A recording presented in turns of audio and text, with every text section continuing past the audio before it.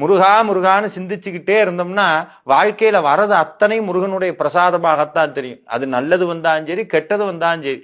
ஆதிசங்கரர் சொல்லுவார், வாழ்க்கையில ஒருத்தனுக்கு தொடர்ந்து இன்பம் வந்து கொண்டே இருந்தால் அது இறைவனுடைய பிரசாதம்.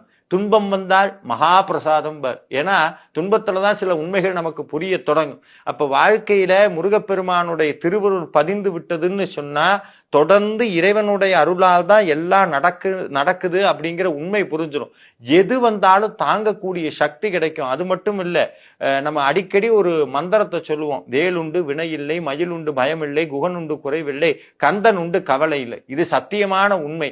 எதை பார்த்தும் பயம் வராது. நம்ம வாழ்க்கையில எப்பவுமே என்ன பண்ணுவோம்னா, ரெண்டே ரெண்டு உணர்ச்சிகள்ல தான் மனித சமூகத்துல பெரும்பான்மையானவங்க இருக்கிறாங்க. ஒன்னு பயம், இன்னொன்னு கவலை. இது ரெண்டுமே என்னன்னா, பயம்ங்கிறது எதிர்காலத்துல இருக்கும், கவலைங்கிறது இறந்த காலத்துல இருக்கும். நிகழ்காலத்துல வாழவே முடியாது.